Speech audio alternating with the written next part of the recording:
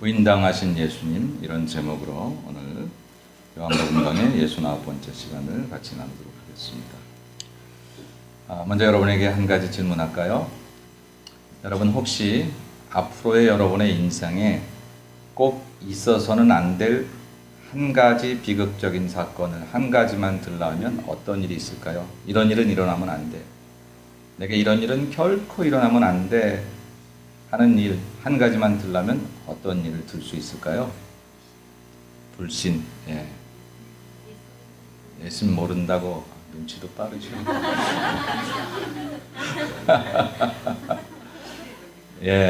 아파서도 안 되고, 안 되는 것보다 안 좋고, 그죠? 불행도 안 일어나면 좋긴 좋겠는데, 우리가 죽어 천국문에 이르렀는데, 예수님이 나는 너를 모르는데, 만 이렇게 말씀하십니다. 이런 일은 정말 우리에게 있으면 안 되는 거죠. 예수님, 제가 LA에서 예수말교회를 몇십 년을 다녔는데요. 그런데도 모른다고 말하면, 아이고 예수님, 우리가 할아버지 때부터 3대째 예수를 믿었던 사람인데요.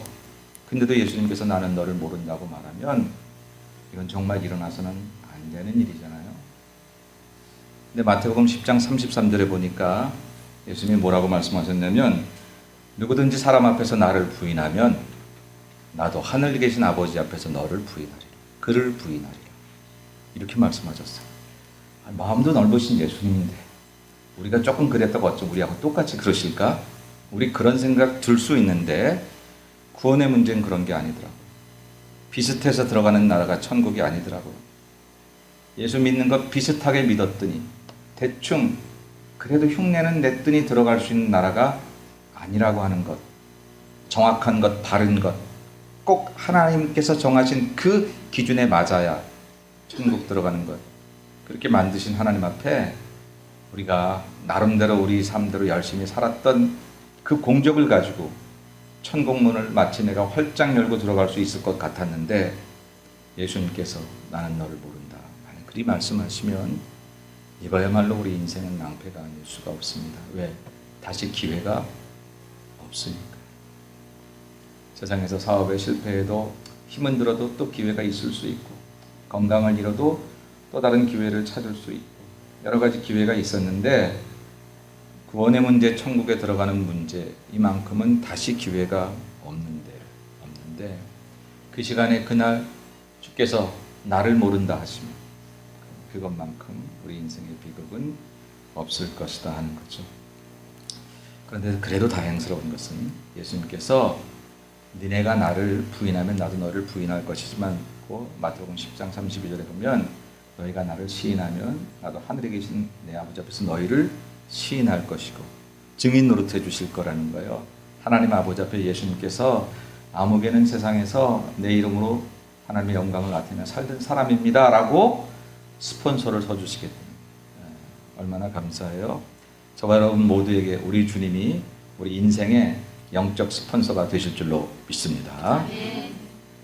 우리는 지난 시간에 예수님께서 법정에 서셨던 그런 이야기를 나눴습니다. 이제 예수님께서 십자가를 지시기 바로 몇 시간 남지 않은 목요일 밤부터 시작해서 금요일 새벽까지 그 짧은 시간에 예수님은 네 사람에게 5번에 걸쳐서 신문을 받으셨습니다. 그렇게 신문을 받으시는 와중에 베드로가 예수님을 부인하는 사건이 끼어들어가 있어요.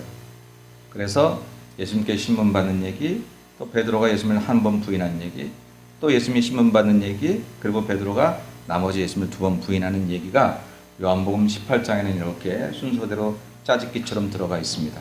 그래서 지난 시간에는 신문 받으신 얘기만 빼서 우리가 같이 말씀을 나눴고, 오늘은 3번 부인한 얘기만 이렇게 빼서 말씀을 나눕니다. 근데 요한복음은요, 다른 복음서보다는 그것을 아주 간략하게, 좀 담백하게, 담담하게 다루고 있어요. 다른 공간 복음서에서는 베드로가 예수님을 부인하는 부인의 강도가 계속 높아집니다. 첫 번에는 그냥 나 저 사람 같이 안 있다고 그러다가 그 다음에 맹세하고, 그 다음에 마지막엔 저주하면서 나는 저 사람 알지 못한다고 그렇게 얘기했는데, 그런데 요한복음에서는 그냥 부인했다, 마지막엔 그렇게만 나오고, 두 번째는 아니다 이렇게 부정한, 어쨌든 3번 예수님을 부인하는 얘기가 오늘 본문에 걸쳐서 이야기를 하고 있습니다. 그런데 사실 오늘 제가 이 본문을 보면서 여러분하고 같이 말씀을 나누고 싶은 것은 베드로 부인한 얘기가 아니에요. 그 얘기가 초점은 아닙니다. 그 얘기에 대해서 설명을 하겠습니다만 사실은 그 얘기, 옛날에 베드로가 이래서 부인했대 하는 얘기를 우리가 같이 나누는 것으로 끝나는 것은 아무 의미가 없어요. 문제는 우리도 예수님을 부인할 수 있겠다라고 하는 얘기입니다. 아니, 우리가 예수님을 부인하면 어떡하지? 아이, 목사님, 그래도 내가 예수를 몇십 년 믿어왔는데요. 여러분, 그러실 수 있잖아요. 그런데 베드로가 누구예요? 베드로가 예수님과 3년 동안 철저하게 제자 훈련 받고 생사고락 같이 하며 예수님에게 칭찬도 받고 예수님의 수제로서 역할을 감당했던 그 사람 아닙니까? 그리고 물론 베드로조차도 주님께서 고난받으시고 십자가 지시고 나 홀로 가야 된다고 할 때 그럴 수 없다고, 주님 고난받으실 수 없고 그때에 내가 그 현장에 함께 있겠다고, 내가 따라가겠다고, 목숨 버려서 주님과 함께 하겠다고 얘기했던 베드로. 돌아보면 그럼 그때 거짓말했나? 아니요. 진심이었습니다. 실패는 했지만 적어도 그때 그 마음만큼은 그 누구도 따라갈 수 없는 주님에 대한 사랑으로 이야기한 그런 말씀이 틀림이 없다. 그런데 그가 실패했다는 거죠. 그가 예수님을 부인했다는 거예요. 평소에 예수님에 대해서 좀 별로 안 좋은 생각 가졌던 사람이 아니라 예수님을 만난 이후로부터 그는 예수 없이는 살 수 없는 사람이 되었던 근데, 그럼에도 불구하고 그도 어느 순간 예수님을 부인하였으니 그 모습을 보면서 베드로에 대해서 탓할 게 아니라 우리도 그럴 수 있겠구나. 몇 대째 기독교인이라는 게 참 내게 은혜긴 하지만 그것으로 내가 예수님을 부인하지 않을 수 있다는 보장이 되는 것은 아니구나. 내가 교회에서 열심히 섬기고 내가 그동안 살아왔던 삶의 현장에서 늘 기독교 집안에 있었다는 게 감사한 일이기는 하지만 그것 때문에 내가 앞으로는 절대 예수님을 부인하지 않을 거야 라고 이야기할 수는 없겠다고 하는 그런 생각을 가지면서 혹시 나는 지금 나도 모르게 예수님을 부인하고 있지는 않을까 하는 것들을 같이 한번 생각해보고 돌아보려고 하는 것입니다. 그래서 오늘 베드로의 부인 이렇게 설교 제목을 잡지 않고 부인당하신 예수님, 누구에게? 오늘 나에게 부인당하지 않으시도록, 내가 예수님을 부인하지 않도록 오늘은 말씀의 초점을 같이 그렇게 맞춰보려고 합니다. 그래서 예수님을 부인하는 경우가 어떠한 경우들이 있을까를 여러 경우들을 얘기해 볼 때 혹시 저와 여러분에게 해당되는 경우가 혹시라도 있다면 하나님께 회개하고 정말 우리가 그런 오를 범하지 않도록 해야 될 것입니다. 첫 번째 예수님을 부인하는 경우는 예수님을 믿지 않는 것입니다. 불신이지요. 안 믿는 것은 예수님을 부인하는 것과 똑같은 것입니다. 이런 불신은 천국에 들어갈 수 없는 것이 그들이 예수님을 부인한 것이기 때문에 이다라고 하는 것입니다. 그냥 객관적으로 봤을 때 이것은 세상 사람들을 말합니다. 저와 여러분에게는 해당이 되지 않는 얘기이죠.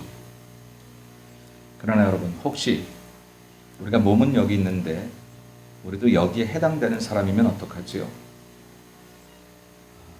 혹시라도 교회에 와 있긴 하지만 나는 예수님을 믿은 적이 없다든지 믿지 못하다든지 만일 그러면 교회에 와 있다는 사실이 나의 구원을 보장하는 일이 아니라는 사실을 우리 이 첫 번째 경우에서도 생각해야 된다라고 하는 것입니다. 물론 우리 중에 예수 믿은 지가 얼마 안 되시고 믿긴 했어도 확실한 체험이 없어서 나도 여기 해당되는 거 아니야? 이런 걱정을 하실 수 있는 분들이 만일 있으시다면 그런 걱정보다는 염려하지 말을 것은, 그래도 내가 주님 바라보고 교회 안에 왔으니 이제 예수님을 만나고 예수님을 체험하고 예수님 당신 나의 구주가 되심을 계속해서 고백하시고 계속해서 인정하십시오. 내 마음과 생각에 그러려니 해서 하라는 게 아니라 명령입니다. 누구의 명령? 하나님의 명령입니다. 성경의 약속입니다. 그렇게 되면 저와 여러분이 교회 안에 있을 뿐만 아니라 진정 예수 안에 있게 되고 예수 안에 있게 되어 구원받은 백성이 되는 줄로 믿습니다. 예수님을 믿지만 천국에 확신이 없다든지 괜찮아요. 예수님을 믿지만 아직까지 내가 열심히 교회 일 잘 못했다든지 괜찮아요. 정말 예수님을 믿는 믿음이 있으면 하나님 천국의 확신도 주실 것이고 하나님의 교회 일도 열심히 하게 하실 것인데 그 2차적인 것들 때문에 예수님에 대한 확신이 있음에도 불구하고 내가 이거 교회 안에 있어도 구원 못 받나, 예수님 날 부인하면 어떡하나, 이런 걱정은 하시지 않는 게 좋을 것 같습니다. 그러나 아무리 착하게 산다 해도 아무리 세상에 대해서 할 말이 많은 사람이라 할지라도 교회 밖에 있을 때 우리는 일단 그들을 예수 밖에 있다고 믿고 그들은 구원받을 수 없고 예수님의 부인의 대상이 된다고 하는 것을 우리가 기억해야 할 것입니다. 불신, 이것은 예수님을 부인하는 가장 강력한 방법이다 라고 하는 것이죠. 이 부분은 그냥 넘어가도록 하겠습니다. 두 번째, 예수님을 부인하는 두 번째 경우는 베드로의 경우입니다. 잘 믿다가 넘어지는 경우입니다. 잘 믿다가 넘어지는 경우, 이게 두 번째 예수님을 부인하는 그런 경우죠. 유다도 예수님을 배신했어요. 베드로도 예수님을 부인했어요. 근데 조금 후에 그들의 삶의 결과가 너무 달라졌어요. 유다는 자기 목 매달아서 자살하고 말았고, 베드로는 언제 그랬냐는 듯, 언제 예수님을 부인하고 낙심하고 시리하고 혹은 그렇게 좌절에 빠져 있었냐는 듯 다시 회개하고 통곡하며 성령 받고 초대교회 정말로 하나님의 귀한 역사를 감당했단 말입니다. 사도행전을 읽어보니까 예수님에게, 베드로에게 너 예수님 3번 부인했잖아, 이런 얘기 안 나오더라고. 본인 스스로도 내가 예수님을 부인한 적이 있었는데 당신들에게 설교할 자격이 없습니다, 그러지 않았더라고요. 진정으로 회개하지 않았으면 아마 그것도 걸림돌이 됐을 텐데, 진정으로 회개한 베드로에게 하나님 용서의 사함의 축복을 주시고, 그리고 새로운 인생으로 출발해서 초대교회는 엄청난 역사를 이루는 사람이 됐다고 하는 것이죠. 도대체 유다와 베드로는 뭐가 달랐을까? 유다는 의도적인 반역이었습니다. 자기의 생각과 다르다고 하는 것을 안 때로부터 예수님을 팔려고 예수님을 만나서 내 인생이 달라짐이 아니라 내가 이루고 싶은 어떤 목적을 그를 통해서 이루려고 하는 그런 생각들이 있었기 때문에 그 생각과 달라지자 그는 예수님을 팔려고 계획했습니다. 그리고 계획을 세워서 의도적으로 예수님을 배신했습니다. 그런데 베드로는 그건 아니었습니다. 넘어지긴 했지만 정말 예수님을 사랑했어요. 정말 예수님 지켜드리고 싶었어요. 자기 하나도 챙기지 못하면서도 마음은 예수님께서 고난당하니까 팔 벌려 주님을 안아드리고 싶었던 그것이 베드로의 마음이었던 것이 틀림이 없습니다. 그러나 아무리 그런 좋은 마음을 가져도 사단은 그런 마음들, 참 좋은 마음 가졌네, 그리고 그냥 내버려 두지 않냐고 틈을 타서 공격을 하기에 때로 넘어지기도 했다라고 하는 것이었습니다. 연약한 인생인 거로 그는 넘어지고 말았어요. 오늘 그 본문의 내용을, 오늘 본문을 통해서 성경을 보니까 여러분 15절을 한번 보시면 시몬 베드로와 또 다른 제자 한 사람이 예수를 따랐어요. 그래도 베드로가 난 것은 다른 제자 다 도망가고 예수님 재판받을 때 보이지도 않는데 그래도 예수님 재판받는 곳에 따라갔던 모양입니다. 그런데 혼자 간 게 아니라 또 다른 제자 한 사람 그랬어요. 이 또 다른 제자 한 사람은 그 다음에 보니까 이 제자는 대제사장과 아는 사람이라는 거예요. 제자들의 신분이 다 낮았거든요. 감히 갈릴리 어부 출신들이 많았고 세리 출신도 있었고 유대의 예루살렘의 대제사장과 아는 사람이 사실은 제자들 중에는 있을 수 없었는데 이 사람이 누구냐면 바로 요한복음을 쓴 사도 요한, 제자 요한이죠. 요한의 아버지의 그 혈족이 제사장 집안이었어요. 아마 그런 연고로 그렇게 아마 이제 안면이 있었을 거다. 성서학자들은 그렇게 이야기를 합니다. 어쨌든 그래도 요한복음서를 쓸 때 요한복음서를 쓸 때 자기 이름을 얘기하지 않고 사랑하시는 제자, 뭐 또 다른 제자 이렇게 표현을 하는 까닭은 여러 가지 이유가 있지만 요한이 나중에도 자기가 부끄러웠다는 거죠. 늘 더 다 사랑하지. 예수님께서 마지막 21장에서 너 나를 사랑하니 베드로에게 물으시던 그 물음이 요한 자기에 대한 물음이기도 했고 그래서 그의 이름을 기록하지 않았다라는 어느 주석학자의 말도 있습니다만 어쨌든 오늘 시몬 베드로와 사도 요한 두 사람이 예수님 심판받는 것에 따라갔던 거예요. 그리고 그 요한은 다행히 대제사장과 아는 사람이라 대제사장이 예수를 신문하는 그 자리에 접근할 수가 있었어요. 다시 15절을 보면 시몬 베드로와 또 다른 제자 한 사람이 예수를 따르니 이 제자는 대제사장과 아는 사람이라 예수와 함께 대제사장의 집들에 들어갔어요. 요한만 들어갔어요. 안면이 있어서. 베드로는 못 들어갔어요. 16절에 보니까 베드로는 문 밖에 서 있는지라. 그랬는데 그 뒤에 대제사장을 아는 그 다른 제자가 요한이죠. 나가서 문 지키는 여자에게 말하여 베드로를 데리고 들어왔다. 문 지키는 여자가 사도 요한의 얼굴을 알아서 그 사도 요한의 요구를 스스럼 없이 들어줄 정도로 어쨌든 제자 요한, 사도 요한은 좀 이 대제사장 집안과 그런 안면이 있었던 터입니다. 그래서 아마 내가 아는 사람이라고 그렇게 이야기해서 베드로를 뜰 안에 들어오게 했겠지요. 지금 이 뜰은 안나스 혹은 가야바의 뜰이라고 하는데, 그런데 이 대제사장의 법정, 이런 집들에는 커다란 저택들이고 또 법정들이라 뜰이 있습니다. 그 뜰 안에 누구든지 들어올 수 있고요. 이 뜰을 지나서 다시 또 집으로 들어가는 문이 있는 것입니다. 그 뜰 안에 사람들이 모여 있는데 예수님은 안에서 신문을 받으시고, 베드로는 보이지 않아도 예수님 저 안에서 신문 받으시는데 그 뜰 안에도, 그 앞에라도 가고 싶었던 거지요. 근데 문제는 거기서 발생했습니다. 거기 들어갔더니 한 여자아이가 너 당신 저 갈릴리 사람이지? 저를 아는 사람이지? 라고 묻는 거예요. 한 여정이 저들도 저의 제자 중에 하나다. 그냥 자기도 모르게 아니라고 그런 소리 하지 마라. 그렇게 이야기를 했습니다. 그리고 이제 본문이 25절로 넘어가서 두 차례에 걸쳐서 다시 또 시몬 베드로가 불을 쬐고 있는데 너도 그 사람이지 제자지라고 하니까 아니다 이렇게 부인했다고 아주 간략하게 요한복음에는 보고하고 있고, 다른 복음서에서는 점점 강도를 높여서 베드로가 자기를 부인하게, 예수님을 부인하는 장면을 보고하고 있습니다. 그리고 나서 달기 오니까 심히 통곡했다. 오늘 본문에는 다군 얘기만 나와 있지만 마태복음에 보니까 나가서 내가 이거 좀 뭐 하고 있는 거지?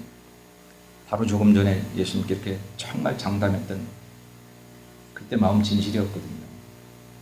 그랬는데 어쩜 이렇게 순간적으로 내가 주님을 부인할 수가 있을까 하는 생각에 나가서 심히 통곡을 했다라고 하는 것이죠.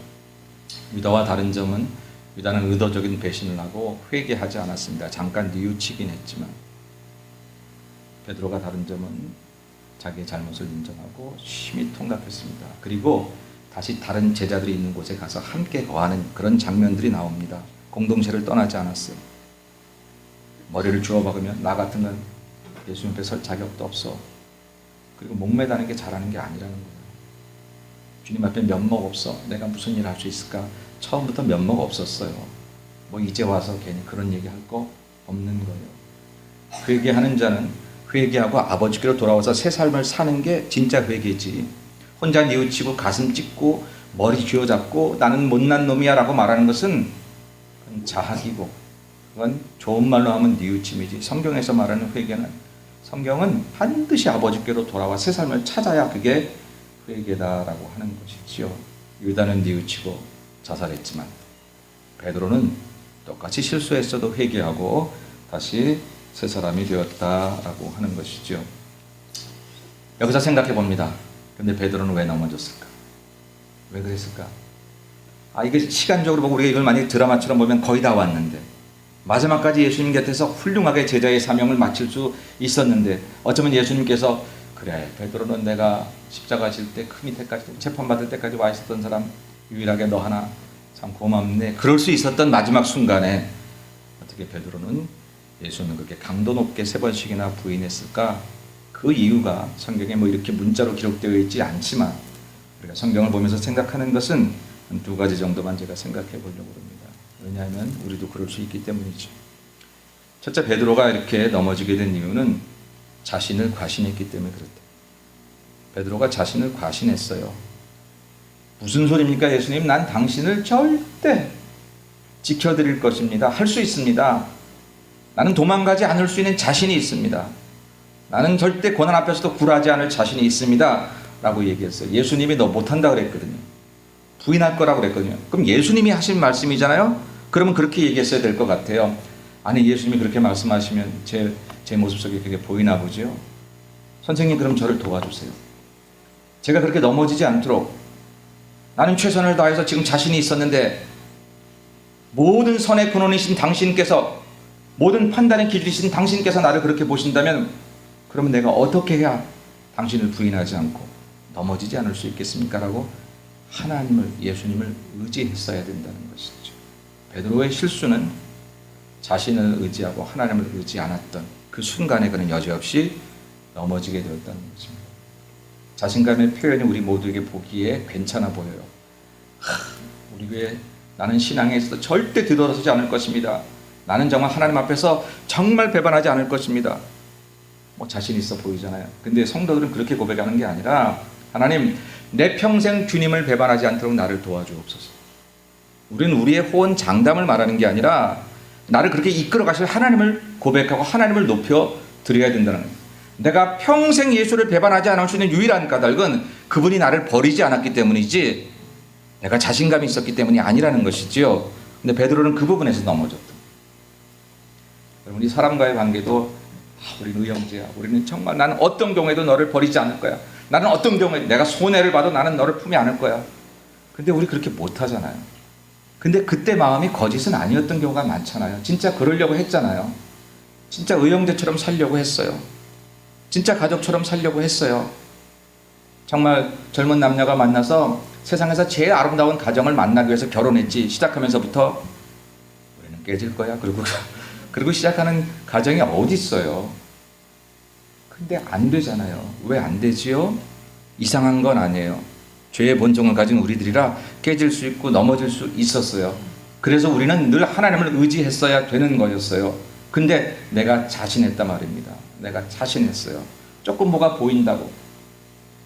내가 신앙생활 했던 경력, 신앙생활 했던 성적표가 조금 내 눈에 보기에 괜찮아 보인다고. 우리는 그거 가지고 내가 꽤 예수 잘 믿는 사람인 것처럼 다짐을 할 때가, 스스로 과신을 할 때가 있더라는 거죠. 아니요, 우리는 매 순간 하나님을 의지하지만 안 된다는 거예요. 어제 토요일 새벽에 동방 박사들의 단 한 번의 경배 얘기를 했습니다. 그 먼 길, 바벨론에서 예루살렘까지, 베들레헴까지 최소한 4개월간에 걸친 긴 여정길을 예수님 만나서 한 달 동안 축제한 것도 아니고 예수님 아기 예수 앞에 무슨 뭐 대단한 그런 페스티벌을 한 것도 아니고 단순히 예물 드리고 다시 돌아간 그 짧은 예배를 위해서 그들은 4개월, 돌아갈 때까지는 8개월 목숨 걸고 그 길을 찾아온 길을 왔는데도요, 성경을 보니까 별 따라온 게 아니더라고요. 이 크리스마스의 별, 여기 장식해 놓은 이 별 따라온 게 아니라 동방에서 그 별이 있음을 믿고 마음의 별을 따라왔어요. 그러니까 베들레헴으로 바로 못 오고 예루살렘으로 와서 유대인의 왕으로 나실 리가 어디 계시냐고 물어봤잖아요. 알고 온 게 아니에요. 믿음 가지고 온 거지요. 별의 인도를 받고 오지 않았음에도 불구하고 믿음 가지고 온 그 매 순간 동안 4개월이라고 치면 그 순간 그 동방의 박사들은 룰루랄라 하면서 왔을까요? 아니요. 제가 생각할 땐 매일같이 그 사막길을 걸으며 하나님께 의지했을 거예요. 하나님, 이 사막길을, 이 많은 그런 그 4개월 동안을 적어도 먹고 살고 지내야 되니까 수많은 낙타들에게 그 짐들을 가지고 우리를 보호해줘.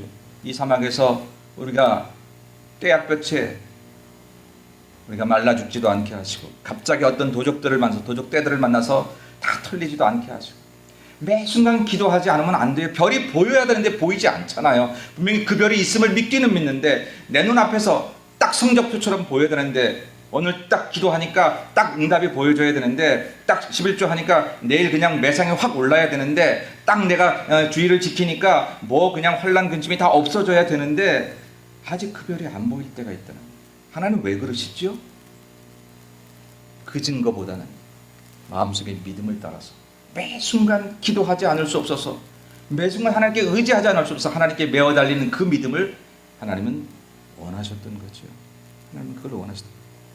근데 베드로가 순간 자신을 과신했어. 3년 동안 주님 따라다니면서 그 훈련 받았는데, 그럼에도 불구하고 순간 나는 할 수 있습니다. 사실 그 마음의 진심은 예수님 사랑하는 것 때문에 시작이 되긴 했었는데, 예수님 지켜드리고 싶었는데, 내가 힘은 없어도 어떻게든 예수님 보호해드리고 싶었는데, 그런데 그 마음이 아무리 좋았어도 그 정신과 그 믿음의 원칙이 하나님 의지하는 것이 아니고 자기에게서 나오면 실패한다는 것을 보여주는 전형적인 그런 샘플이 되고 말았다고 하는 것입니다. 사랑하는 여러분, 때로는 우리가 내가 할 수 있다고 생각할 때 거기에 하나님이 안 계실 때가 있지 않는지를 돌아보시고, 내가 할 수 있다, 그리고 내가 할 수 있다고 생각한 그것을 통해서 내가 영광을 받고 내가 존귀함을 받는 일에 실패해서 내가 힘들어지고 괴로워지면 그건 반드시 하나님 없이 내가 있는 것인데, 그렇게 되면 우리는 넘어지는 거예요. 베드로처럼 입으로 예수님 몰라요 이렇게 얘기하지 않아도 나도 모르게 예수님을 부인하고 있는 거다라고 합니다. 또 한 가지 생각해 볼 수 있는 것은 왜 베드로가 그렇게 잘하다가 마지막에 예수는 부인하게 되었을까? 성경은 멀찍이 따라갔다고 보도하고 있어요. 마태복음 보니까 예수를 멀찍이 따라갔다는 거예요. 근데 여러분 이건 잘한 거 아닌가요? 왜냐하면 다른 제자들은 다 도망갔으니까. 다 도망간 상황에서 그래도 멀찍이라도 따라갔던 베드로, 이건 칭찬받아 마땅할 것인데 성경은 멀찍이 따라간 베드로의 이야기를 꼭 그렇게 멀찍이 따라가도 꼬집어서 얘기한 다음에 베드로가 부인한 얘기를 연결시켜 놓는다고 하는 거지요. 그건 뭐예요? 다른 제자들보다 훨씬 나은데 베드로에게 있어서 하나님은 다른 제자들보다 나은 베드로를 원했던 게 아니라 베드로 그에게 기대하는 게 있었다고 합니다. 그 얘기는 멀찍이가 아니었던 거예요. 실제로 3년 동안 베드로는 예수님을 따라다니면서 최측근이었어요. 복음서를 읽어보면 예수님이 제자들에게 분명히 묻는데 꼭 베드로가 대답한 것만 나와요. 거의 대부분이. 그러니까 남이 대답하는 꼴을 못 보는 거예요, 이 사람이. 제일 먼저. 하여튼 예수님 관계된 게는 최측근에서 제일 먼저, 제일 가깝게 그러던 사람 베드로가 지금 고난의 현장에서는 멀찍이 따라가게 된 거예요. 물론 다른 제자들보다 괜찮았어요. 근데 주님은 다른 제자들보다 괜찮은 베드로를 원했던 게 아니라 베드로 그에게 특별하게 기대하고 베드로 그에게 원하는 게 있으셨어요. 우리 예수님 사람들 만날 때마다 다 나를 따라오라고 요구하지 않으셨어요. 근데 베드로에게는 나를 따라오라고 요구를 하신 거예요. 사람을 사랑함에 있어서는 하나님이 공통으로 다 공평하시지만 차별이 없으시지만 사람을 택하시고 쓰시고 계획을 두시는 면에서는 사람마다 차별이 있더라고요. 왜 그런지는 여러분 나중에 천국 가서 하나님께 직접 물어보십시오. 하나님 왜 나만 그렇게 심하게 다루셨어요? 아니 내 옆에 있던 더 오래 믿었던 그 사람은 그냥 우리가 이렇게 표현을 해보는 겁니다. 기도도 나보다 더 안 하는 것 같고 뭐 그래도 그냥 병도 안 걸리고 뭐 자식도 잘 되던데 어떻게 나는 기도줄만 조금만 넣으면 그냥 벼락같이 치시고 왜 그러시는 거예요? 나한테 왜 이렇게 심하게 하시는 거예요? 여러분 그런 마음 드실 때 없으세요? 있다고요. 왜 그러시죠? 내가 저 사람보다 뭘 못했나요? 아니요. 저 사람보다 뭘 못해서 그런 게 아니라 나에게 더 엄격한 기준을 하나님께서 요구하실 때는 나를 더 그렇게 쓰시기를 원하셔서 그렇게 하시는 줄로 믿으시기를 축원합니다. 기준이 다른 거예요. 축구를 해도요. 국가대표 선수가 연습하는 연습량하고 아침에 일어나서 조기 축구 나가서 연습하는 사람들하고의 연습량은 달라요. 똑같이 할 수가 없어요. 네, 없어요. 만약 국가대표 선수가 우리도 연습 시간을 줄여달라, 조기 축구처럼 해달라 그런다면 그 사람은 그냥 국가대표에서 나오는 게 나은 거죠. 나 떨어질 수밖에 없어요. 왜 하나님이 나를 국가대표처럼 훈련하시는지는 모르겠어요. 저가 그렇다는 게 아니라 여러분 중에 그런 생각을 가지실 분이 계시다. 왜 이렇게 나에게 혹독하실까? 멀찍이라도 따라가는 게 아무개보다 저 사람보다 훨씬 나은데 도대체 나는 교회를 혼자 다 하는 것 같고 다 하는데도 불구하고 하나님은 나에게 더 하라고 하시고 더 이루시는 거야? 라고 생각이 들어갈 때 그때 여러분 만약 그런 생각이 들어가면 그게 축복인 줄 알아야 된다. 사고의 전환이 있어야 되는 거죠. 국가대표 발탁되신 줄 알아셔야 됩니다. 여러 사람들 가운데 특별하게 하나님 나를 관리하시는 하나님의 특별 관리 대상, 이 세상의 원수 마귀를 물리치고 이 땅을 아름답게 하나님 나라로 복음화시키는 천국 특공대로 나를 선정하셨기에 그렇게 나를 혹독하게 다루시는 그런 하나님의 은혜인 줄로 믿으시기를 축원합니다. 오늘 베드로가 그 시험에서 떨어진 거죠. 적어도 베드로는 거기서 멀찍이가 아니었던 거예요. 물론 거듭말하지만 다른 제자들보다 잘했어요. 근데 여러분 기준은 항상 하나님께 있는 거예요. 하나님이 정하시는 거예요. 내가 정한 기준만큼 하나님을 섬기는 게 맞는 게 아니라 하나님이 나에 대해서 세우신 기준만큼 내가 하나님을 세워야 살아야 된다라고 하는 것. 그것 때문에 오늘 베드로는 그렇게 넘어지게 되었다라고 하는 것이죠. 만약 그렇다면 여러분 혹시 정말 주님을 잘 섬기시는데도 힘드세요? 여러분 지금 국가대표입니다. 그냥 위로하려고 하시는 거죠? 그렇지 않습니다. 저는 여러분을 위로하려고 하는 건 아니고 성경의 입장이 성경의 생각이 그렇다는 거예요. 옆 사람 비교하지 마세요. 하나님 저 사람보다 내가 못한 게 뭐 있어요? 그거 아니에요. 하나님은 그 사람하고 비교하기 위해서 나를 높이시지 않습니다. 우리는 하나님 앞에 상대평가받는 사람이 아니라 절대 평가를 받는 사람이에요. 하나님이 정하신 기준, 그것이 내가 살아야 될 목적이고 이유이기 때문에 거기에 맞아야 돼요. 베드로는 그 부분에 대해서 넘어졌다는 거예요. 그 부분에 있어서 감사한 것은 베드로가 그 넘어짐을 인하여 유다처럼 그냥 울기나 하고 그리고 다시 자기 자학 혹은 뭐 그런 것으로 낙심하고 자기 목매는 그런 길로 걸어가지 않고 심히 통곡하고 하나님께 회개해서 다시 출발했던 것, 그거 생각하면 얼마나 감사한지. 그래서 혹시 저와 여러분이 지금 이 베드로 같은 실수를 하고 있거나 했다고 생각이 돼도 절망하거나 낙심하지 말고 우리가 다시 베드로의 그 이후의 삶처럼 하나님 앞에 회개하고 다시 새 출발을 위해서 여러분 용기 있게 나가시면 그럼 우리 두 번째 부인을 하지 않을 수 있게 될 줄로 믿습니다. 세 번째, 예수님을 부인하는 경우는 신앙적인 무관심이 예수님을 부인하는 것과 같다는 거예요. 신앙적인 무관심이란 말을 썼으니까 일단 신앙으로 살고 있다고 생각하는 사람들, 즉 교인들을 말합니다. 우리 교회 안에서도 예수님을 부인하는 경우가 얼마든지 있을 수 있는데 신앙적인 무관심이면 이건 예수님 부인하는 것 같다라고 하는 것이죠. 여러분 설교 노트를 보시고 오늘 라오디아 교회 주신 요한계시록 3장 14절로 16절의 말씀을 같이 보겠습니다. 라오디게아 교회의 사자에게 편지하라. 아멘이시여 충성되고 참된 증인이시여 하나님의 창조의 근본이신 이가 이르시되 내가 내 행위를 아노니 내가 차지도 아니하고 뜨겁지도 아니하도다. 내가 차든지 뜨겁든지 하기를 원하노라. 내가 이같이 미지근하여 뜨겁지도 아니하고 차지도 아니하니 내 입에서 너를 토하여 버리리라. 아멘. 마지막 말이 무서워서 아멘 하기도 힘들지요. 토하여 버린다는 거예요. 교회에 대해서 교인들에게 하신 말씀입니다. 예수님 말씀이 뭐냐면 차지도 뜨겁지도 않다는 거예요. 이게 예수 믿는 건지 안 믿는 건지 모르겠다는 거예요. 여기 핵심이 뭔지 아십니까 여러분? 열심히 있다 없다 문제가 아니에요. 예수를 아느냐 모르느냐 그게. 교회에 다녀서 예수 이름 부르기는 하는데 진짜 예수 아는지 모르는지 그 부분에 있어서 뜨겁지도 차갑지도 않다는 거예요. 아예 뭐 꼭 뭐 예수님 만나 그냥 교회 나와서 좋은 거예요. 사람들과 펠로우십 하니까 좋아요. 일주일에 한 번 와서 또 우리 위에 밥이 좀 맛있어요. 얼마나 맛있어요. 그러니까 그것으로 족한 거예요. 오늘 가서 예수님이 나에게 무슨 말씀을 하실지 기대 없어요. 예수님 안 해주셔도 돼요. 내 좋은 사람 만나면 되는 거예요. 그 사람 만나러 가는 거예요. 근데 성경은 무섭게 그것을 뜨겁지도 차지도 않은 믿음이라고 보는 거예요. 열심히 있었는데 교회 섬겼는데요. 교회 일 다 했는데요. 했는데도 불구하고 예수 그분에 대한 확실한 믿음의 고백이 없을 때 그걸 신앙적인 무관심이라고 보는 거예요. 물론 이런 신앙적인 무관심을 통해서 교회 일도 무관심하게 되고 여러분이 해야 할 하나님의 일들도 무관심하게 되어지는 결과까지 오게 되지만 그 기본 핵심은 먼저 예수에 대한 무관심이라고 하는 것이죠. 사랑하는 여러분, 오늘 저 여러분 예수님과 이렇게 예수 앞에 나왔지만 제가 1년 동안 예배의 부름을 하나만 합니다. 수고하고 무거운 짐진 자들아 다 내게로 오라. 저는 그 예배의 부름을 할 때마다 어떤 마음이냐면 정말 예수님의 육성을 성도들이 듣는 마음으로 내가 교회 나왔지만 또 어떤 사람은 억지로 나왔지만 어떤 사람은 누가 오라고 해서 왔지만 예수가 부르셨구나.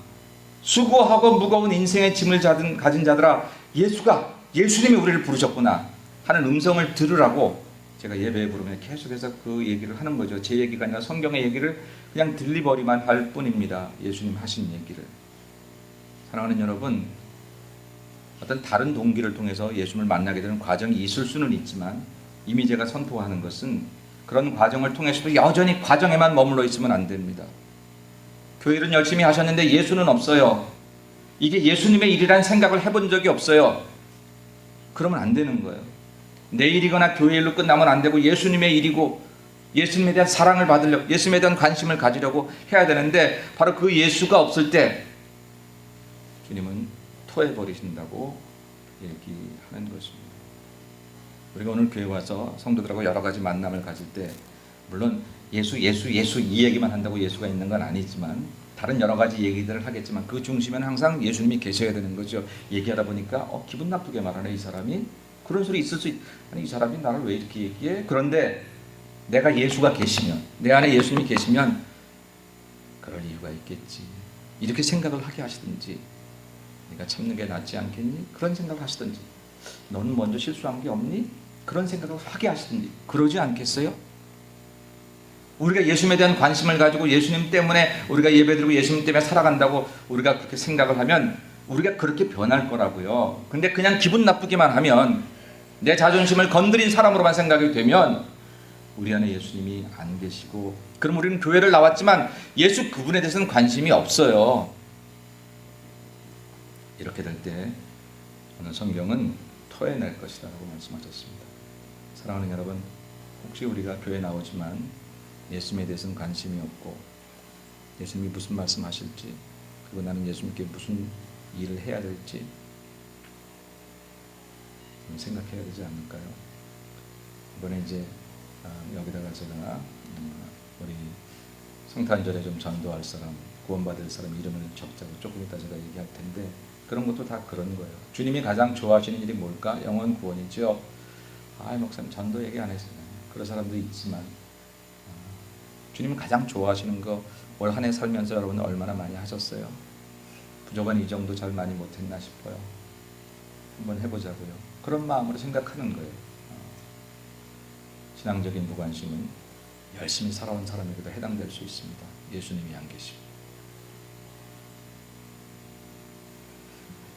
자, 그렇게 3개 썼는데 한 가지만 더 하고 오늘 말씀 마치겠습니다. 네 번째는 설교 노트에는 없습니다만, 방향성 없는 열심.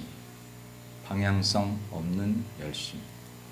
예수를 부인하는 거더라고요. 방향성 없는 열심이 예수를 부인하는 거예요. 열심이 있어서 좋은데 그 열심이 예수에게로 가는 길이 아니었어요. 내 영광, 내 만족, 그것으로 가는 길이었어요.